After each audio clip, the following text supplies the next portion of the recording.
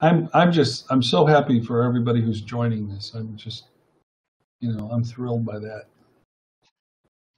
Well, let's get the show on the road. Good afternoon, everybody. Thank you so much for joining us for this, our 6th webinar in the series. Today, Joe Knapp, who is our founder and president of our company, as well as Scott Wirt, who's vice president and CTO of MusicMaster, have decided they're going to take control today, and they're going to be answering the questions and handling the different things.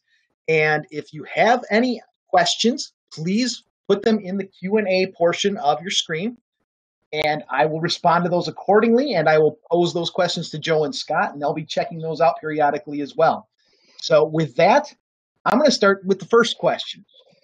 MusicMaster's been around, as Joe has already mentioned in our preview here, for over 30 years. Joe, what happened to cause MusicMaster back when you got it rolling as Revolve in 1983?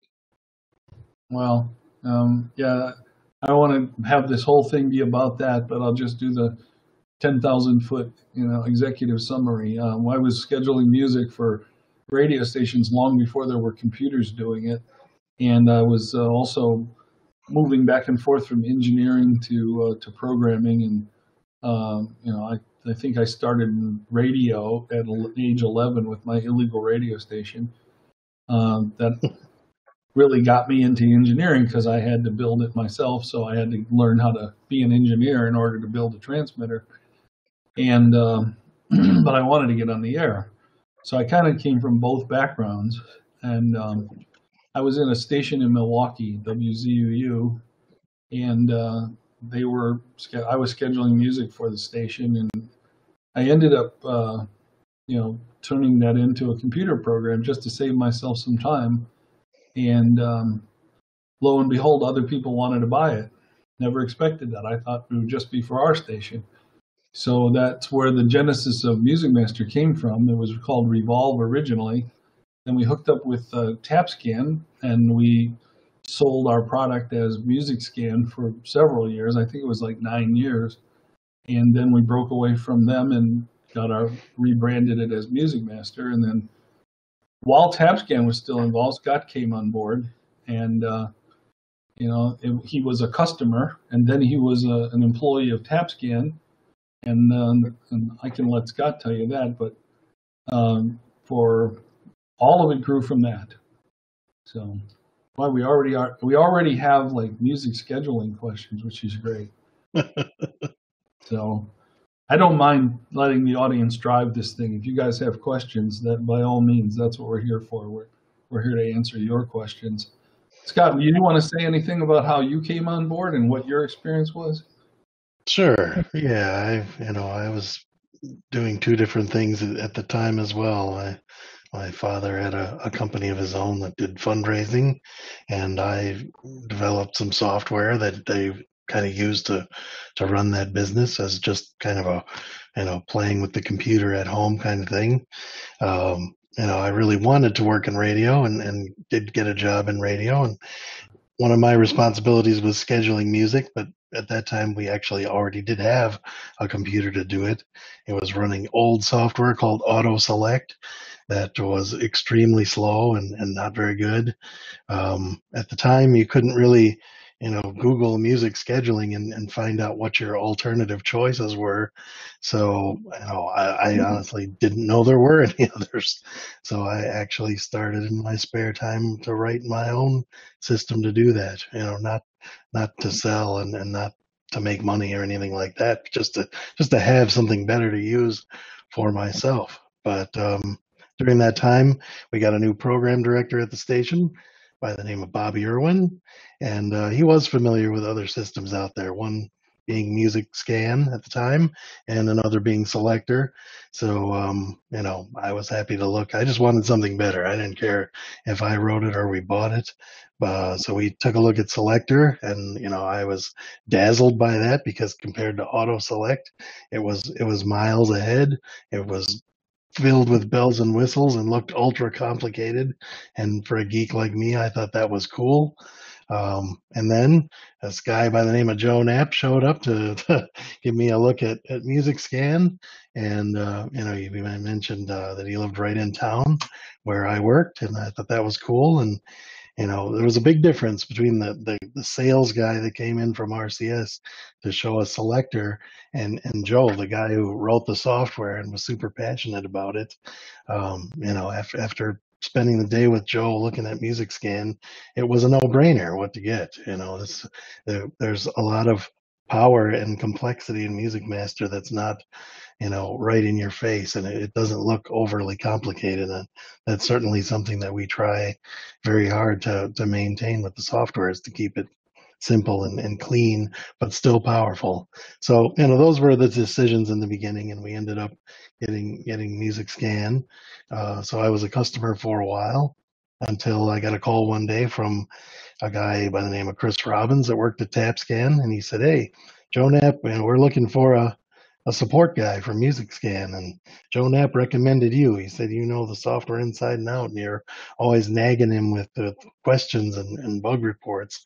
And so I ended up taking that job and worked as a support rep for a short while, and finally got the opportunity to move back to Wisconsin and work here with Joe on actually developing the software. So Yep. that's how I got started. Scott, we have a question from Evan Bresnik, who is a relatively new MusicMaster user, asking about the development team and how the development cycle works internally with MusicMaster. Oh, well, we have multiple products at this point, multiple editions. So we've got some people that, focus on Pro, and some that focus on CS.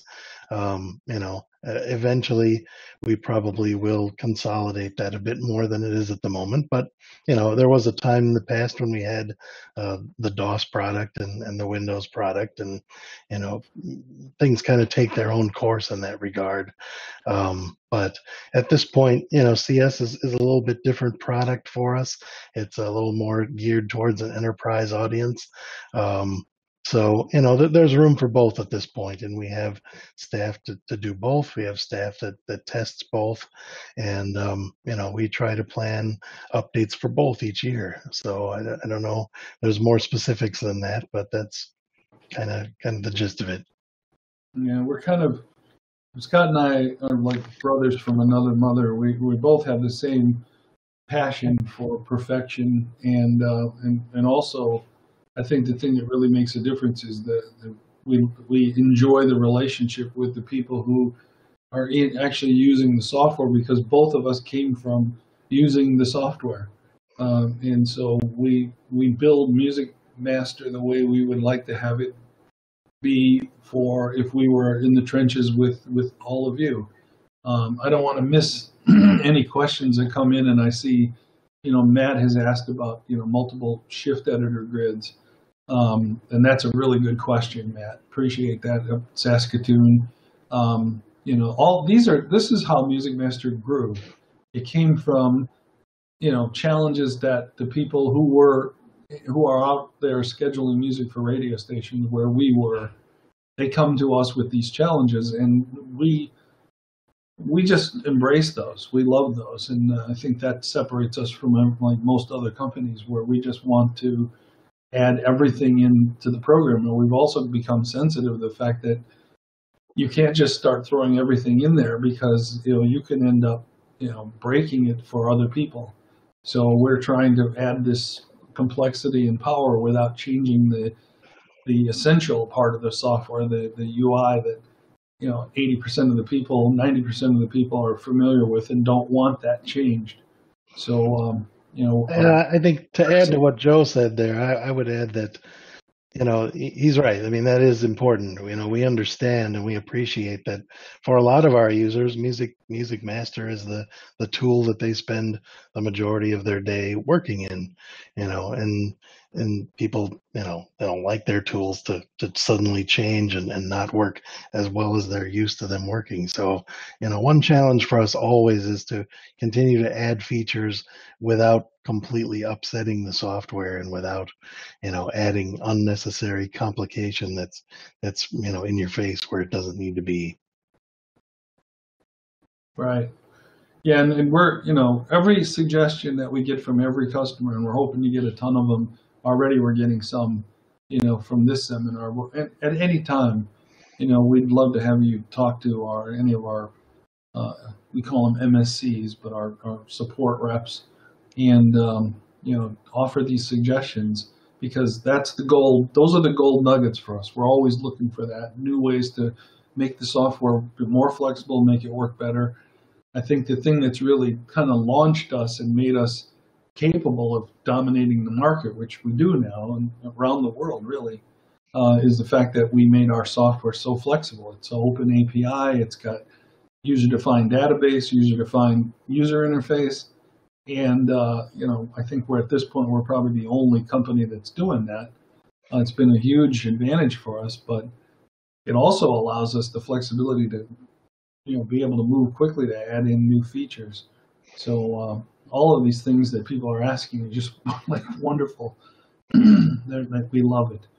Yeah, there's a question from Peter about moving. I don't know if you're maybe not a customer already, but the question was: is there a way of moving all data, clocks, libraries, rules, etc., from RCS to MusicMaster? And yes, absolutely.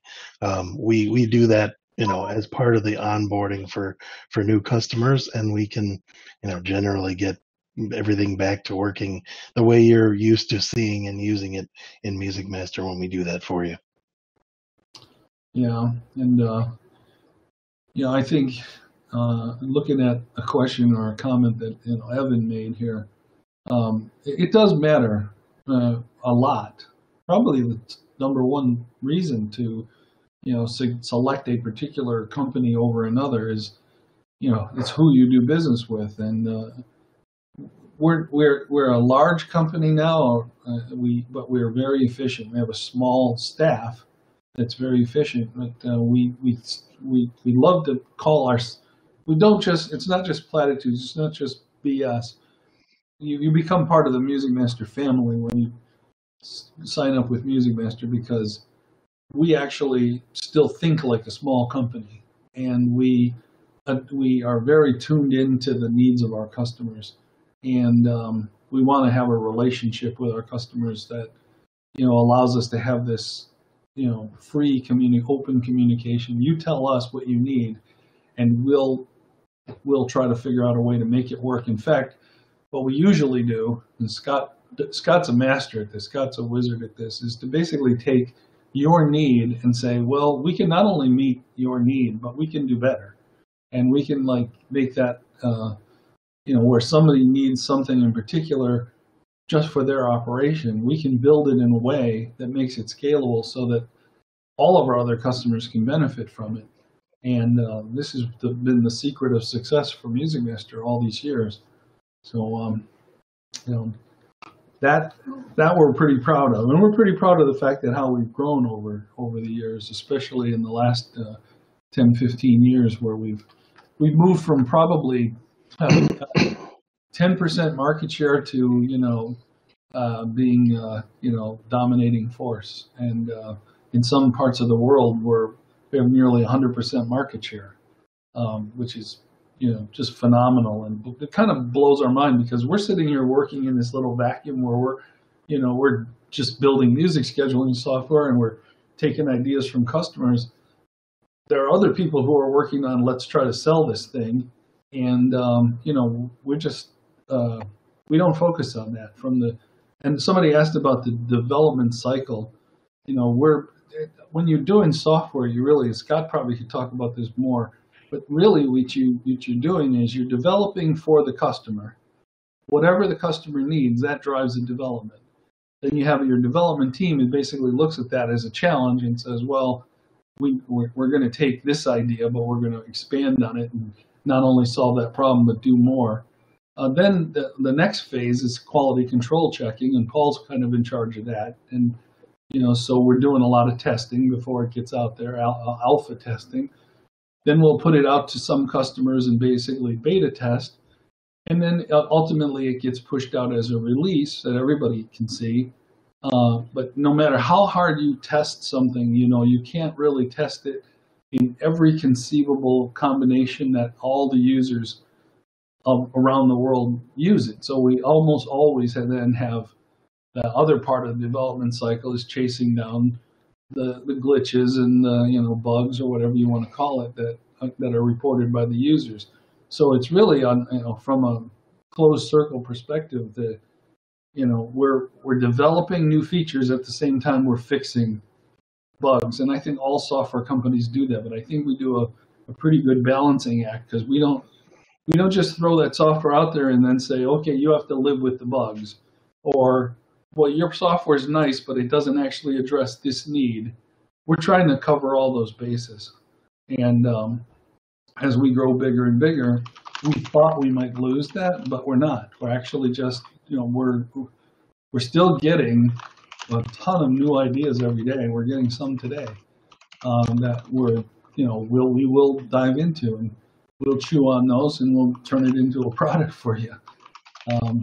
Joe, you mentioned alpha testing and beta testing with some customers. Somebody's asking, how do they get to be a beta tester of MusicMaster? Ask. Yeah, really. Just let your MSC know you're interested. We do. I mean, we do when there's a new major version coming out. We do like to involve users who want to get an early look, and particularly too if there's a suggestion we're implementing for someone, even in a minor release. Well, a lot of times want to share it with that person, make sure they're comfortable with how it's been implemented before it is out there for real. Yeah.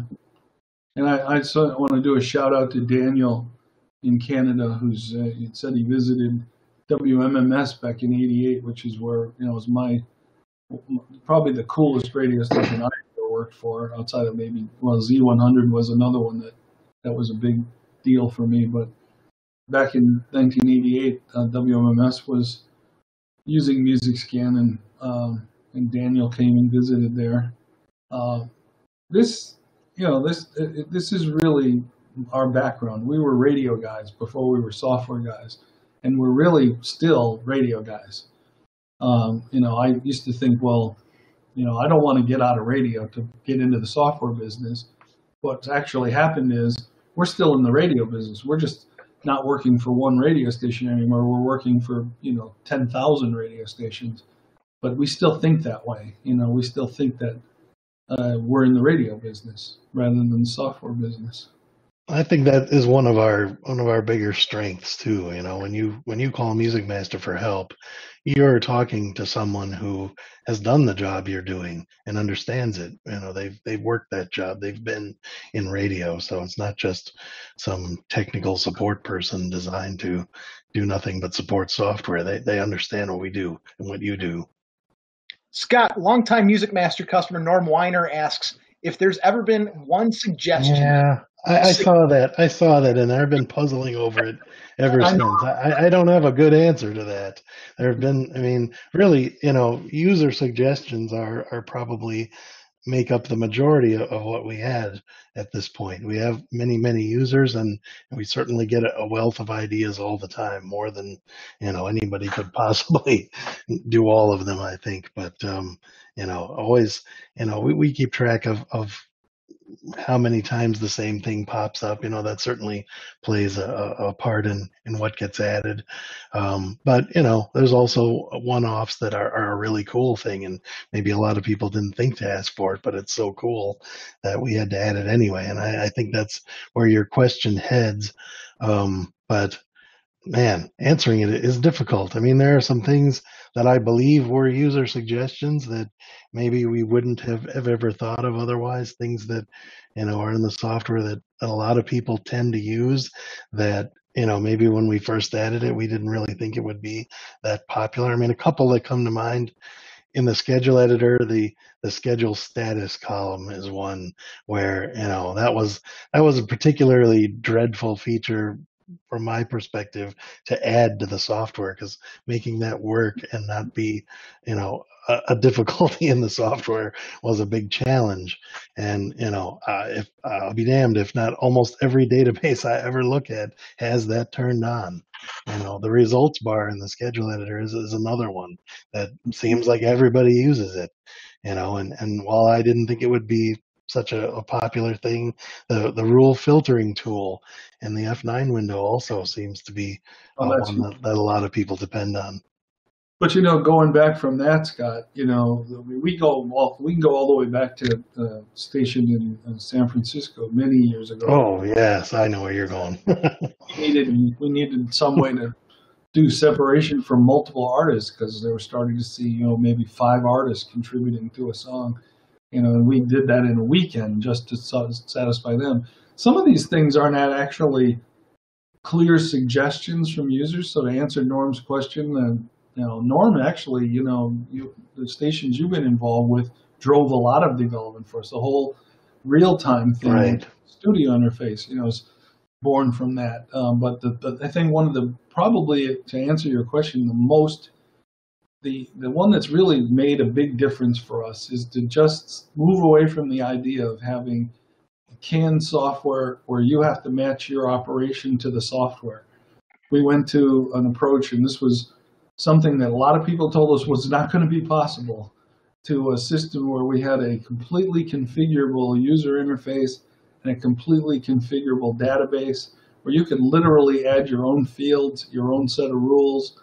And that got us into, it took the blinders off so that we were no longer terrestrial radio software. It suddenly expanded into television, into retail, into all kinds of other things because I'll tell you, when we did that, I didn't know where that was going to go. I thought it was basically going to be, the classical stations will now be able to use MusicMaster more efficiently because the pop stations have a title and artist, but classical stations don't have either one. Classical stations are focused on the composer is the primary thing that needs separation, but you also have the orchestra, and you have the soloists. So they don't have a title and artist. So we even needed to make title and artist a user-defined field. And then to have the user interface be able to be configurable. One of the big shocks I had of how important that was when I went to MTV and saw in Sydney, Australia, how they were using MusicMaster. And I was shocked to see, just the scope of what they were doing in MusicMaster. And I was like, I had to dig into that, drill down on that a little bit. They had actually replaced 8 other systems that they were using to program their video components, the bugs and the crawls and all these other pop-ups. And they were using MusicMaster for that because MusicMaster was so flexible, they were able to do it. But if you look at companies like Music Choice, where they're integrating MusicMaster through the API, they're actually creating systems of their own that dive into MusicMaster to get the business intelligence out of it. So I would have to say that the most significant change we made was to open everything up and make it very configurable for the not only the end users, but for the third-party providers like automation systems, traffic systems, research, number crunchers, and so on. Yeah, I would agree that the API and the integration was definitely a huge benefit. Not so much as a user suggested thing, but certainly, to make products work together better. There are some companies that have their own stuff that work together, but we tried to make MusicMaster work with anything you have. And we actually spend quite a bit of time and effort, reaching out to new vendors to create that integration. We have several that we've hooked up just this year already. And, I see there was a question in the list here about, how do we get MusicMaster working with this system that you have that we don't have integration with. We have somebody whose job it is to reach out and to set up those integrations and to work with those partners. And all somebody has to do is ask. There are new automation systems popping up all the time, so we don't always. I mean, it's surprising to me. We think we know them all, but then there's always someone who mentions one we've never heard of before. But we're happy to reach out, happy to work with them. All the information is on our website, but we don't just expect them to figure it out on their own. We will work with their developers and help them make a great interface. Yeah. So we've had some questions about new features. So right, I see a couple I want to address too. Carlos asks about an automatic shuffle, if there's anything in the future about that feature. And Lauren has asked what new features are coming. Yeah. Well, I see, one thing I see in the list here, there's like more than one request for a way to deal with mix songs. Yes, we understand that need. That was something that I would really like to add a good way to deal with that. It's not something that was definitely like for sure going to be in the next version, but I can tell you that seeing multiple people asking about that, it's one of those things that really understand is a difficult thing for people to deal with. It's also a kind of a difficult thing to solve in the software, to come up with the right and the best way to approach that. But I think that seeing this feedback on here certainly makes me want to give that an extra look and a little extra effort to maybe get that into the next version, because we certainly have some ideas for how to handle that, how to build some functionality for that. Not fleshed out enough to actually implement yet, but it certainly seems worth some extra effort seeing this feedback. Yeah, and one of our focuses now is to, we're looking at not only what the music is and trying to get the perfect, possible playlist, but also what goes in between the music. The imaging is a thing for us right now. Yeah, I see. There's at least one comment about that as well. So, I think we're on target there for what we know, are big issues for people. And that is something that we will address in the next version, both with some expanded functionality for special sets, which have been, the workhorse feature in MusicMaster for doing that kind of thing, but also with some new functionality that's different from special sets that will allow you to have imaging placed between songs, and also to allow, like, the schedule editor to automatically respond if you have a song that has imaging associated and you replace the song, it will automatically find new imaging that goes with the new song for you. Yeah. And further down the road, we're exploring all kinds of other things. I saw a request here for a mass changer in the schedule editor. I saw another request for being able to, better submit your suggestions to MusicMaster. We'd love to have that totally integrated into the software. The other thing, though, that we're going down the road of is of course, AI, which is a big deal, and trying to find more ways to make the software smart enough to actually give you suggestions on how you can improve, the performance and the rotations. So MusicMaster can actually be smart enough to say, well, maybe you should adjust this rule because it's, I'm having trouble with this rule setting and it doesn't actually fit the math of your library. And that's another area that we're diving deep into, because I think that could end up making a better experience for all of our users. But one of the interesting things about, from our perspective, is just this incredible range of, the way people use music scheduling. There's so many different possibilities on the way that the software is used, that it presents a challenge for us. When we're not focused on any one, we're looking at all of them. We want to be able to make it work for you no matter what you're doing, whether it's television or internet streaming or terrestrial radio or a large enterprise terrestrial group. That makes it really challenging. But I'm trying to watch the questions. One thing I've figured out here is, Scott, as much as we, we're not, the kind of people who do shows like this regularly, we need to do this more often. I think we need to get ourselves in front of our users on a thing like this, an hour-long webinar where we can just start collecting these questions, because I think the number one way for you to get some of these questions answered is to talk to your music scheduling consultant, talk to the person who's supporting you. We do a thing that I'm so glad we did it, where we assign a dedicated support person to every account so that they can have their liaison with MusicMaster be a single point of contact with us. And, you talk to your guy, and they'll move all these suggestions up the channel, and they'll get to Scott and his dev team so that they can implement these things. And of course, at this point with so many users, we're kind of overwhelmed with suggestions. So really we have to kind of prioritize, and we prioritize a little bit by how cool is this feature? How unique is this feature? But we also have to prioritize by how many of our users will be impacted by this change. And so, unfortunately, there's so many that hit us at once. We can't do them all. We would love to, but we keep them on the list. We eventually get to them.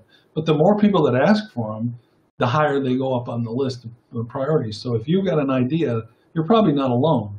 That idea is probably something other people want. So if all of you are asking for it, then that makes it happen a little bit faster. Right, I agree. Yeah, and I see there's another follow-up question on the matching of jingles and so forth, rather than limiting it to something like tempo, which was asked for here. When that kind of functionality will be like everything in MusicMaster, very flexible and very user definable, and using like the library queries you're used to using, you'll be able to determine the criteria that's used to match the non-music to the music any way you like it. Yeah, we're also looking at expanding the new ways of thinking about music scheduling. Period. And we were the innovators of goal-based scheduling, which is like almost the complete opposite of rule-based scheduling, where the rule-based scheduling rejected songs because they didn't pass the rule, where goal-based scheduling is scoring the songs and basically trying to choose the best possible song for each position. It's kind of revolutionized the business, and we're looking for more opportunities to do that. And we talked about like AI as one of those. There's a new thing coming up that I've been testing that's working really well called recombinant scheduling, which is that you're going to play these 3 currents in this hour in order to keep your rotation pattern for your currents perfect. The nice little stair-step pattern that you get where they walk through all the hours. But you're going to play these 3 songs, but in what combination gives you the best artist separation or tempo control and things like that. So what recombinant scheduling does is instead of scheduling those 3 currents in order, it kind of gives it the flexibility to switch them around and say, this is especially interesting for stations now that are like R&B stations where they've got contributing artists like Drake or Lil Wayne or something like that, where they're on like so many records you can only get maybe 6 or 7 minutes of separation. But this is going to allow that to work better, and so we're looking for ideas like that. But we're no idea. No matter what it is, no idea is too small for us to consider. We definitely take that and we look at it not just as we want to solve your problem. We want to make that something that we can incorporate into the software that actually adds something of value for everyone who's using it, or the majority of people who are using it. So definitely we need to do more of these, Scott. Yeah, one of the things I think that has always been interesting to me is when we get to go, and spend time visiting a customer and watching how they use the software and talking with them about how they use it and what they need it to do. That's where always the best ideas come from. I think, they don't always even, it's not that they even ask the question. Sometimes just watching somebody use the software, inspires an idea. Gee, I see they're doing this, and they're probably happy doing this, but I bet if it worked this way instead, it would be much easier and quicker and more efficient for them. So, I didn't know if a session like this would generate as many cool ideas as that kind of a in-person visit does, but there's definitely a lot coming out of this. I'll agree. Yeah, there's a whole new world now, post-COVID here, where so many people are working from home, and this webinar thing is just amazing to me. I mean, the incredible number of suggestions that are coming through here. Yeah, I see one here about having some kind of a mass changer for the log, basically. And yeah, that's definitely something on our to-do list and something we really would like to add, that you can replace maybe instances of all songs by a certain artist, or to replace some songs with songs by a particular artist. There's a couple of different aspects to that, probably more than what was in the request here, but that is definitely something that we will address. Yeah, and somebody asked about, the timeline on AI, and to just continue that, acronym, we're going to do AI ASAP. That is a big deal for us too. It's with the imaging thing, matching jingles, to songs based on tempo or artist or any other thing. That's something we already can do. We're just looking for ways to do that better. In fact, and we've got a DOS user here, which is a longtime user. Rob, very happy to have you here on watching this. But when we moved from DOS to Windows, we had the foresight to just say, well, let's not just port the DOS program into Windows. Let's just reinvent the whole thing, and that's where the whole user interface flexibility and the database flexibility came from. Then we looked at integration with third parties. So we said, well, we're going to have a completely open AI, so that open API, so that all of these other companies can integrate with MusicMaster in real time. Now, some companies were up to the task. Their dev teams embraced that and said, we're all over that. We want to have MusicMaster seamlessly integrated with our software. And there's quite a few that didn't. Well, the winners are the ones who did. So we're looking to do more of that. And not only just internal functionality, through this integration that we have, we can also, partner up with other companies that have interesting AI-based solutions. They might be ones that can automatically, look for emotions on songs, and different sorts of coding on new songs, so you don't have to figure out what the key is. There's software that can do that we can integrate with. And there's also the looking for an intelligent replacement for a song by finding songs that AI determines are similar. We're looking into those kind of integrations as well. Yeah, and I don't think the way we're going to implement AI is going to really affect day-to-day usage. Someone's asking a question about how that will affect the automatic scheduler if multiple people are scheduling music. We're looking at it more of being, kind of your assistant, who's basically giving you ideas back from the scheduler, saying, we recommend that, the software is going to recommend to you that you make this adjustment. Or it could even be, you could allow it to just make those adjustments automatically. We already have some things like that in the software where, we can flex what your rule setting was to basically say, if it doesn't work at this setting that you've chosen, we can relax those settings. In fact, in the schedule editor, you can now see that it's become a really big deal, where you can go in while you're looking for replacement songs, and you can either shut off certain rules that are blocking you from getting something on the air, or you can relax those rules. Well, when you see that you relax a rule by 80%, and now all of a sudden a whole bunch of choices show up as possible replacement songs, you should also be looking at that as, well, that's an opportunity to rethink our rule strategy. And one of the things you can do in MusicMaster because of our rule tree is you can scale your rules. I don't think enough people are really familiar with that, or enough people are using it. And personally, I use that a lot. I do a music stream, MusicMaster Oldies. If you go to musicmasteroldies.com, you'll find it. So I put a little plug in for that. But what I do in that database is I scale every rule so that I basically can say, I'd like to get this, and if I can't get that, then try to do this. And if you can't do that, don't ever break this, don't ever go this far. But I'm giving the scheduler the kind of flexibility that a human has when they're scheduling music, say, manually. If one of the things that's really been really beneficial to me is to watch over the shoulder of somebody who's actually editing their logs and scheduling their music. And if somebody makes a change and they break a rule, I say, well, I noticed that you made that swap of those two songs, but in doing so, you've broken one of your own unbreakable rules. And they're thinking, for example, like if you have the artist separation, and this is an old-fashioned thing, but you had your artist separation set to 1 hour, 10 minutes, and you make a swap, and now you break that unbreakable rule because this artist separation is only 1 hour and 5 minutes.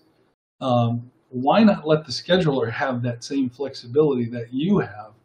And that is possible in MusicMaster, and we're going to go further down that road to make that more where the software's telling you that you should be doing an adjustment in your rules or scaling of your rules or doing more of a combination of goals versus rules, and making those suggestions for you.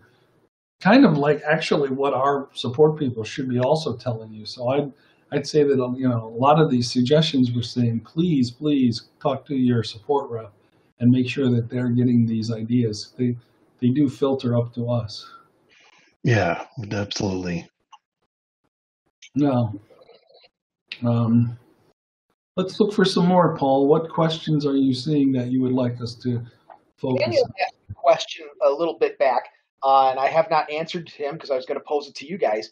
He says he's got a lot of songs by few artists in his library, and wonders if working with packets, would you advise him to use dynamic rest compensation or standard card file mode? I would. That's a really good question. I would actually say you should take a look at auto platooning to get. If you have a lot of, this is one that I ran into recently. Somebody who's doing a kind of a standards format with playing some Rat Pack music and so on, and they're just overwhelmed by Frank Sinatra titles that they need to play. But it was way too many to be able to get them all on the air at the same time. But at the same time, they wanted to play them all. So auto platooning is a pretty cool thing. As far as like the stack management goes, they're different. They're definitely both have value, and you can set that individually for different categories. But the stack. A step, Joe, and describe the difference between dynamic rest compensation, which is the method MusicMaster DOS was built on, versus standard card file, which is kind of the other systems, how they do it. Okay, so that's a really good thing to talk about. The stack order can change when you're not using dynamic rest compensation. It's like an old card file, and I used that for many years when I was on the air. You take the song, you dig down from the front of the stack, the front of the card file, you find one that you can play now. But when you play it, you put it all the way back in the stack, to the back of the card file. You don't put it back into its original position. So the cards that you skipped over are basically taking longer to find a place to schedule. And when they finally do get scheduled and they're put in the back, now they have to wait until they reach the front again to be considered. So what ends up happening is you get this huge variance in turnover rates within the same category. And if you actually analyze that, you'll see that, maybe you were expecting a, 1 day, 1 shift turnover, but you've got some songs that are rotating like even twice a day and other ones that aren't getting played for 3 or 4 or 5 days. And that stack order can, and not only that, but that not using dynamic rest compensation, it's changing constantly the order of the stack. It's sorting it and changing it constantly. So if you optimize the stack, so you spread the artists evenly or spread songs by tempo evenly or both, it destroys that over time. The dynamic rest compensation is interesting because if a song takes a while to find a place to schedule, it comes back to the front of the file sooner to compensate for the time it took to find a place to schedule. So it does tend to minimize that variation in turnover from song to song within a category. Now, obviously, you can break that if you get too heavy-handed on your rules and you cause, make it more difficult for songs to be scheduled and make some songs wait very long time before they find a place to schedule. But really, I would recommend the dynamic rest compensation over the old-fashioned card file method. and then make adjustments that are based on, a balance between rules and goals, leaning more towards goals, so that you end up having the scheduler do a more intelligent job of scheduling. And then the combination of those two will give you closer to the ideal, which is to have, if I put a song into a recurrent category, I expect it to turn over at this rate. What you should see is a bell curve. You should see a really nice tight bell curve, kind of like the coronavirus curve that we managed to flatten.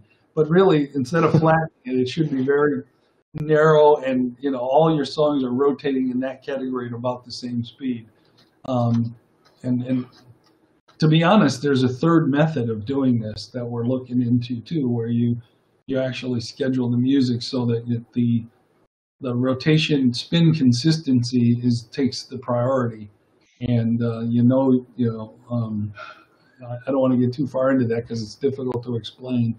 But right now we have those two choices, and between the two, my favorite is dynamic rest compensation. But there's certainly, in fact, we added the stack management, the other option, because we needed to add that because so many people were using other systems where that was the norm. And so when they came to MusicMaster, they wanted to use that. But now we're finding people are finding that they're discovering the benefit of the dynamic rest compensation.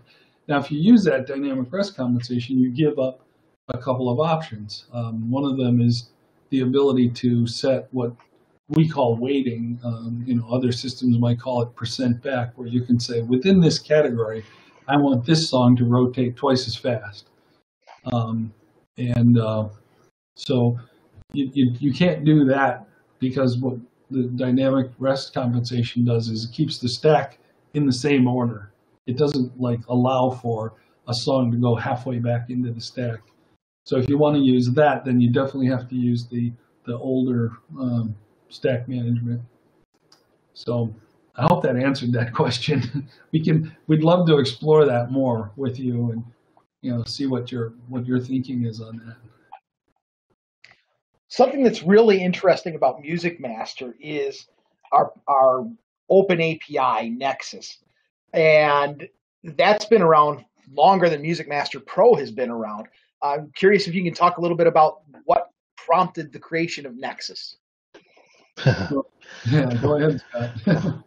Well, yeah, it was a challenge that came up back in the DOS days, where it was far more difficult to implement than it is in Windows. But the goal was to be able to make changes to the log in progress. Originally the only way really to do it was to schedule the log and edit the log, and then you'd export a file to your automation system, and it would play it, and it played it, unchanged. But to have the ability, and at that time too, there weren't a lot of systems that had the kind of studio interface and kind of manual assist type systems that you have in the studio today, where you can make changes right in the automation system. This, where it was originally designed, was for a fully automated system that used big CD carousel changers, and to be able to use the music scheduling system to adjust the log on the fly, and to send that back to the automation so it could change what it's playing while it was in progress playing the log. So we did that through automatic file exchanges behind the scenes with the TM Century system that had the disk changers. And then later we got a little bit more sophisticated in that regard, working with Gene at Enco, where we used the Novell network between the DOS-based computers to send commands back and forth. That was the first version of that type of an API. But then, once we all moved to the Windows world, now it's a far more standard thing, and there's so much more that we can do it, and it's so much more standardized that it's easy to get. Well, I shouldn't say easy. The biggest challenge really when we first created the Nexus API that we have today was getting somebody to use it. We went to many a trade show and visited various vendors with the documentation of what it could do and our ideas for how we'd like to see people use it. And a lot of them were interested and they thought that was cool, but then they never actually did anything. It took several years of talking to the same vendors over and over to finally get them to implement it and to support it. And we're so grateful that they have, and now we have quite a few that do, and we're adding more all the time. Yeah. The open API really helped a lot in the companies that embraced that. One of the kind of the holy grail was, if you're on the air and you're doing live assist and you want to be able to replace a song, and we've got people on this watching this webinar right now who are instrumental actually in helping us develop this. But to be able to have the on-air talent be able to choose from a list of perfect songs to replace a particular song with, and say you're running short on time, so you need to replace this 4-minute record with a 3-minute record. In the old days, you'd make that change in automation, and then you were completely ignoring the scheduling rules. Now it can be a lot smarter. Now the business intelligence of music scheduling is fully integrated with automation, so that instead of just blindly replacing the song, you can actually say, here are the songs you should play in this position, and they fit the criteria. You can put in a time range and say any kind of filter and say, well, I want a song that is somewhere near 3 minutes, plus or minus 10 seconds. MusicMaster will then tell the automation system, well, here are the songs that fit that criteria. Now it's up to you to choose those. Going all the way back to the, KBCO, WXRT days, they were basically saying, well, I want to play a song by this artist. Now, out of using this artist, what are the songs that we can use that actually follow all of our other scheduling rules? So we would present that. Our initial solution was to provide our own interface to put in the studio, our own, screen to put in there with a tool where you could see the log and make changes. But I think it was kind of just the fact that around the same time, the automation guys were also, making their own good interfaces for that. And, now it's more practical for us to provide that via an API that they can integrate. So you get, all the power of MusicMaster, but still only one screen in the studio, which generally works out better. And I want to do a quick shout out to John Bradley, who asked me an interesting question about how's my record collecting going. At one time, a hobby I ran. I also was the owner of a used vinyl record shop that I bought in Milwaukee, and I ended up becoming one of the largest record dealers in the world. It got to be too big, so I ended up selling that off, but I still have about 300,000 pieces of vinyl here, and I'm constantly digitizing that, and you'll hear a ton of that on MusicMaster Oldies if you listen to that stream. It's on Live 365 and LinkedIn, or no, not LinkedIn. TuneIn. TuneIn. It's confusing, these two. But I'm not acquiring too many more vinyl records, 45s, that much anymore. Now I'm looking to sell some of them off, and they're up in my attic, they're up in my upstairs, and they're in my office. They're in storage units. I really have to downsize that record library quite a bit, but but every once in a while I'll still buy a record. And John, is using MusicMaster in a really unique way. He's using MusicMaster to provide background music for retail, which is another big space that we're happy to be getting involved in ways around the world. Totally different than terrestrial broadcasting in many ways, but the challenges are that we get from John, for the retail side. We find a way to make those valuable for the people in all the other spaces. So, but thanks for that question, John. I always enjoy talking about vinyl. Anybody can call me anytime and talk about vinyl records. Big deal for me. Chris Collins sent me an email asking a question about his morning show. So he's got a satellite morning show, and it's not uncommon to have a 12-minute sweep to fill. So his question basically is, he's got 4 and 5 positions in the clock, but sometimes it fills that 12 minutes in just 3 positions. Is there a way that maybe in the future we could make it so that if it's filled in the 3 positions, that the 4th and 5th don't schedule, or maybe even drop out of the log entirely? Yeah. Well, I think, yeah, that's the piece that we don't have. I mean, if you're using the timing segments and the hour timing rules to do that, it is possible for it to fill the timeout perfectly with, less positions than are available. I mean, if there's too many positions and too long of songs, it is possible that it can leave one, or generally one, unscheduled and still meet the time.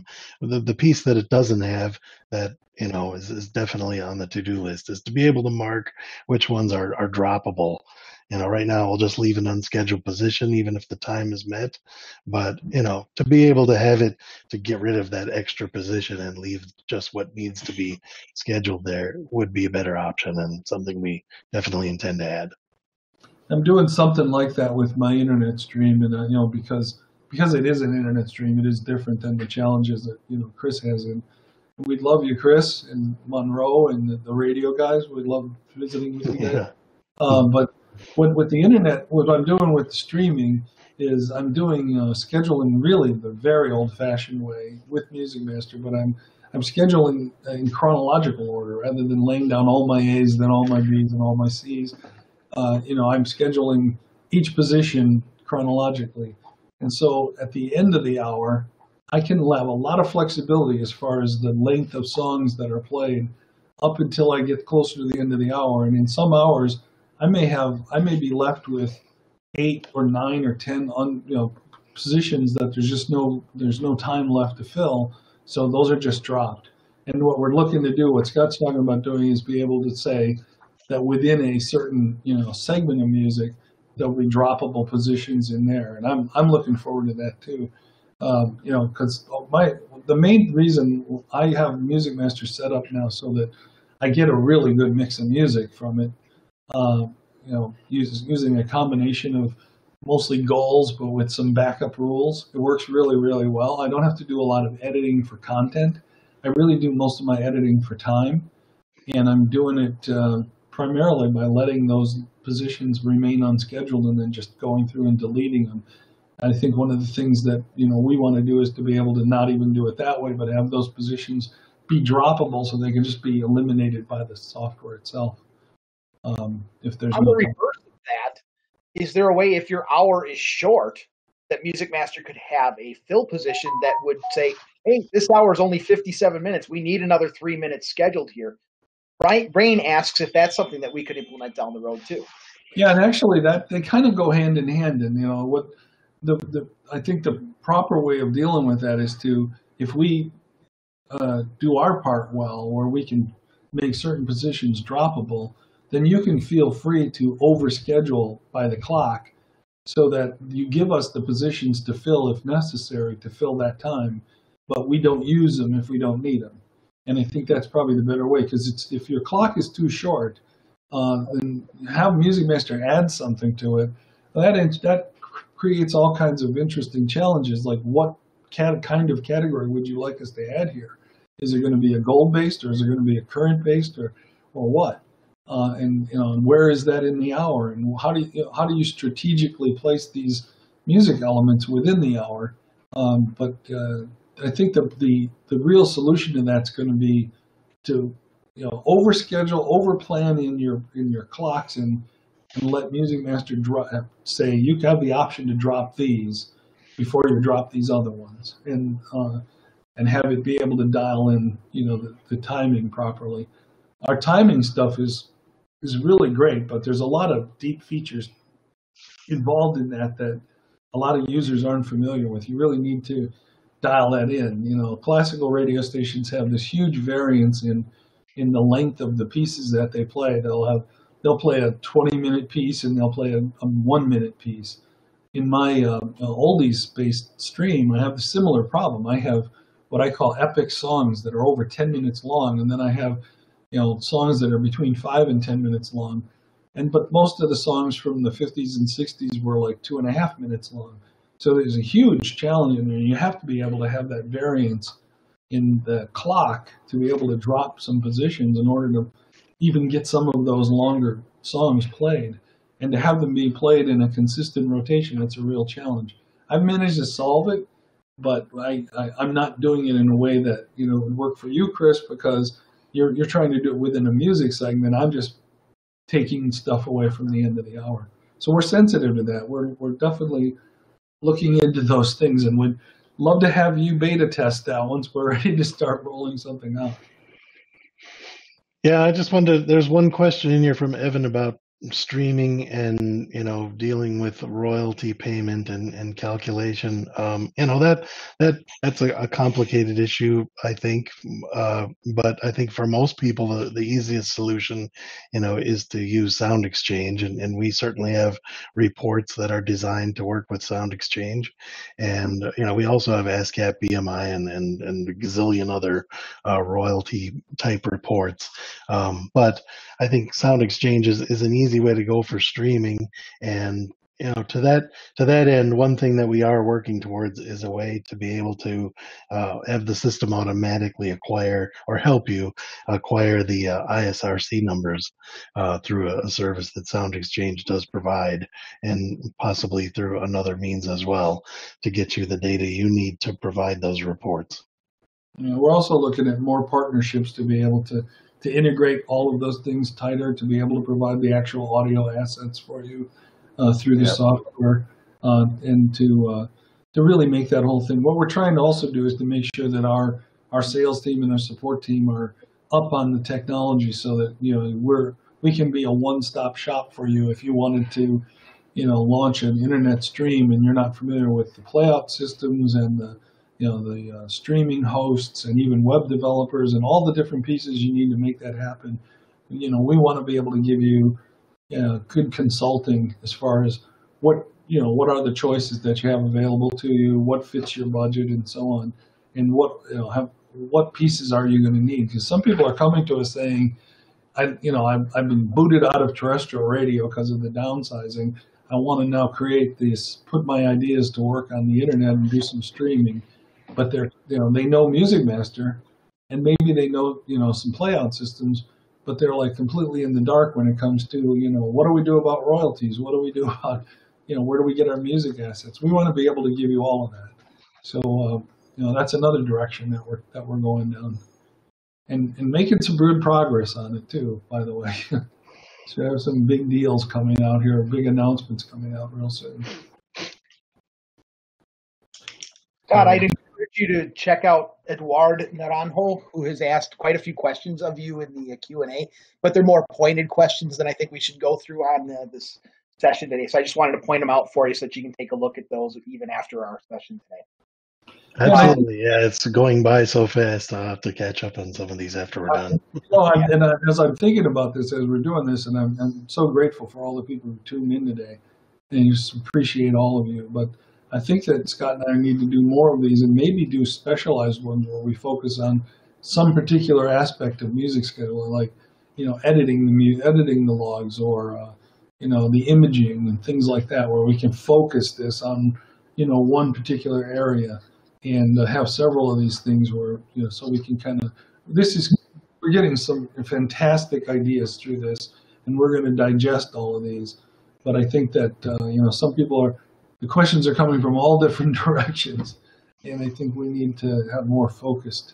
Right. Yeah, I agree. Yeah, this was kind of an experiment this time to see how this would go, but wow, that's some good response, some good questions, and I wish we had time to answer them all, but we'll have to maybe follow up on some of these after the fact. But I see one about dealing with real-time commercial inventory, which MusicMaster does have a traffic merge functionality, so we can acquire the actual timing of the spots you have in each hour, and that in combination with like the exact hour timing rules allows the system to schedule music around hours that have a lot of commercial load differently than it does when there's very little. So there's tools to do that, and we can certainly help you do that. Yeah, and there's traffic and billing software companies that are looking at us to do an even tighter integration in a similar way to what we've done with the playout systems. So all of that is on the horizon too, and to be able to do the integrate that and the programmatic and all the automated selling and the digital, expanding into digital and mixing digital marketing with terrestrial marketing. All of those things are on our plate. It's just, I'm surprised that only 20 people can manage this, but we do. Just a reminder for everybody who's been involved today, the recording of today's session will be sent to you after we're all done, and it's been edited a little bit. So anybody who registered for today's session will get the link. Plus, it'll be available on our website under the Learning section for Genius Webinars. So please make sure to check those out, and feel free to share the links with your colleagues and friends in your station and outside of your station as well, and especially with those who maybe don't use MusicMaster. Yeah, and Paul, if you could do me a favor, and I know you're going to do this anyway, but make sure that none of these questions go unanswered. Dive deeper into some of those folks who have specific challenges that we end up getting the solution to them, or that we take some of these ideas and make sure they get up to the development team. Absolutely. We appreciate that. Absolutely. And I'm certain Lori, who's been organizing all these, is keeping track of the various questions too, so that they do get submitted accordingly as well. Now, one of the things behind the scenes here. So I see Evan talking about EDM, and the vinyl collection. One of the things that's happened because of getting out of terrestrial radio and into this business is I've acquired a taste of every kind of flavor of music. So yeah, EDM, I'm into that too. So whatever I like music that is performed well, and I don't think about in terms of genre. So if you listen to the MusicMaster Oldie stream, you're going to hear the most eclectic mix of things. Don't try to do this on terrestrial radio. I always tell people, don't do what I'm doing on the internet stream on the air, because it won't work.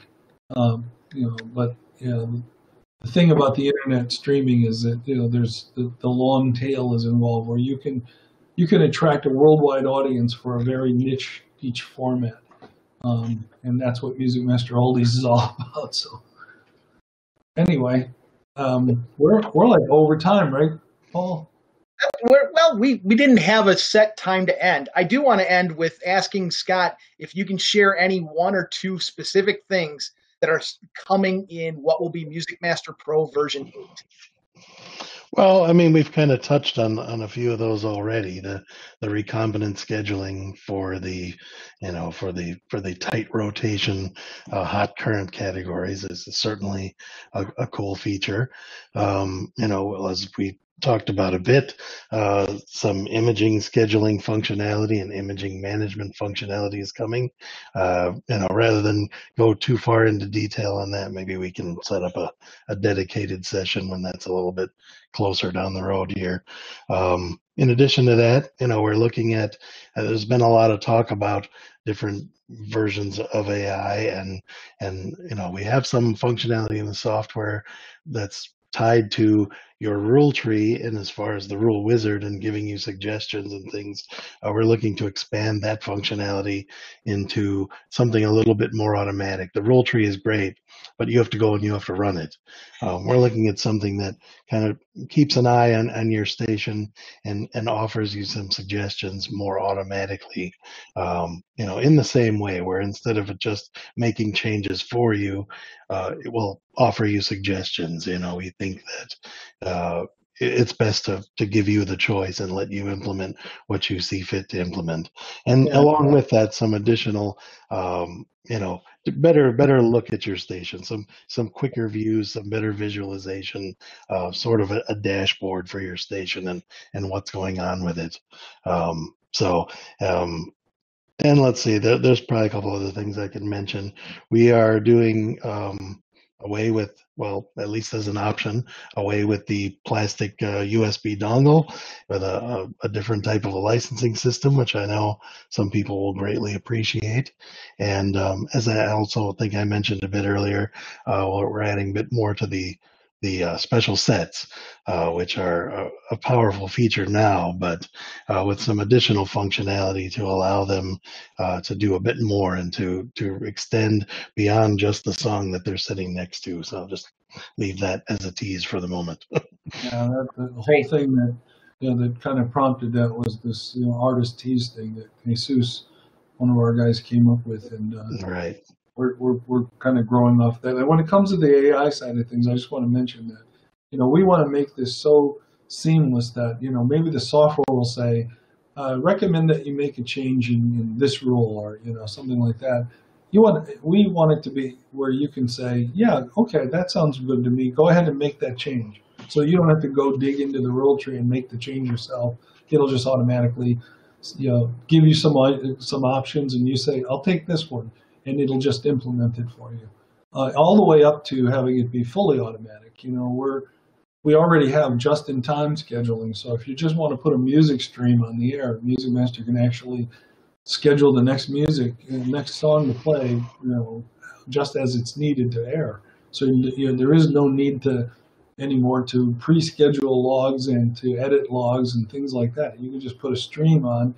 If you want to do an HD channel that way, you can put, of course, imaging in there. You can put voice tracking in there. But basically, what it's doing is selecting the music as by itself, which is completely automated AI kind of music scheduling.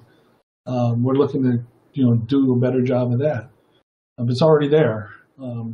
And then, of course, on the CS side, with our enterprise system, we're looking at a web client, better web client for that. So we already have that. We already have we're already mobile. We already have a MusicMaster app for smartphones and tablets and things like that. So you can access some of the MusicMaster functionality from the park or from your kayak, wherever you happen to be.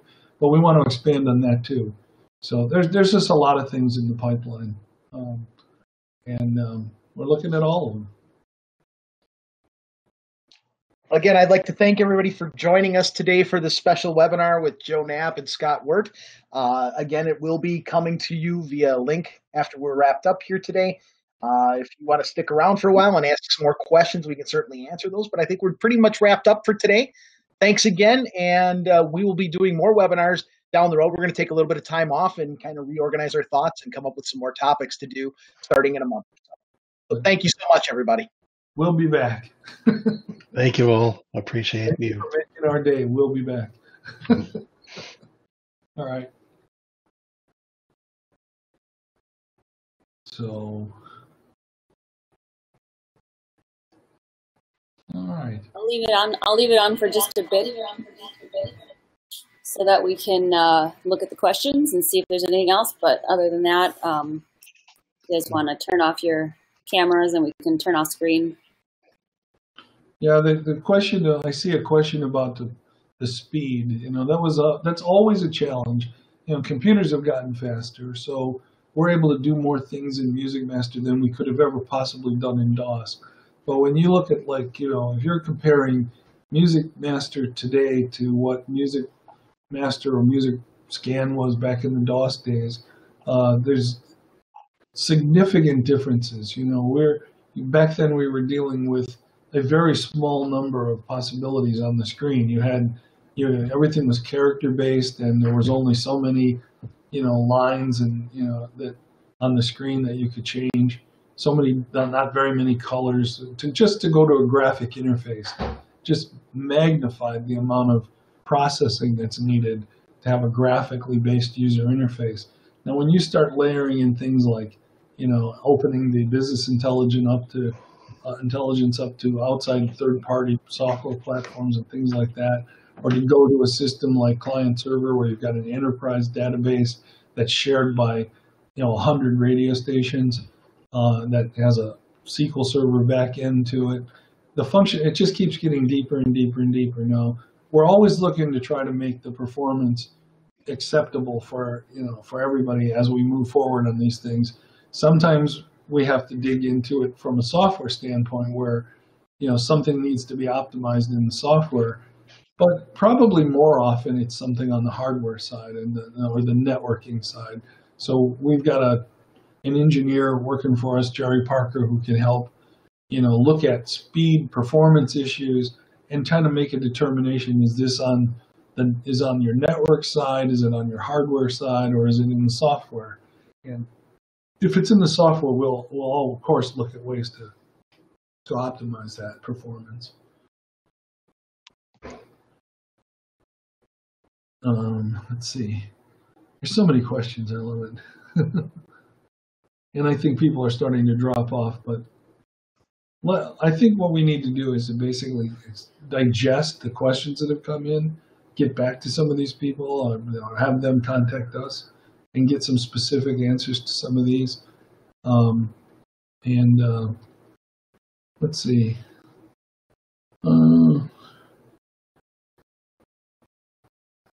Yeah. We want to integrate with as many different things as possible, and we want to make sure that MusicMaster is able to fit into your operation, whether you are, Spotify, Deezer, Pandora, whether you're an internet streamer, a television station, large broadcast group, a small, enterprising upstart, terrestrial station group, mom and pop group, whatever. We want to fit them all. It's a real challenge for us, but we love it. And let's see. Wow. And as like I've said, as we've grown into more and more spaces and more customers, and we added them, the number of ideas that have come from the users has risen exponentially, and we try to embrace every one of those. Let's see. Matt Bradley had a comment requesting multiple shift editor grids, so that you could have different shifts for different categories. Yeah, that's a good suggestion. Another thing I would recommend is looking into, some combination of the shift and the goal scheduling, because what's really, really powerful is the optimum radial spread. And it basically is looking at things more dynamically than in the old shift world, where you had different shifts. But we still understand the value of the shifts, so there's optimum goals based on shifts too. I can understand the need for having different shift editors or just shift grids in different day parts or for different categories. So we'll definitely take that into consideration. We'd like to actually, dive into that deeper and find out exactly what you're trying to accomplish, so that we can develop something that, doesn't just satisfy what you're trying to do, but also is something that, we may be able to come up with an even better way of dealing with that. So, all right. I think all the questions were either answered by you guys or I responded directly to those folks. Yeah, and a lot of people have left us now, so I think it's a good point to stop, and we'll do another one of these, and we'll do more of these. Maybe not just another one, but many, a sequence, because this has been really, really good for us.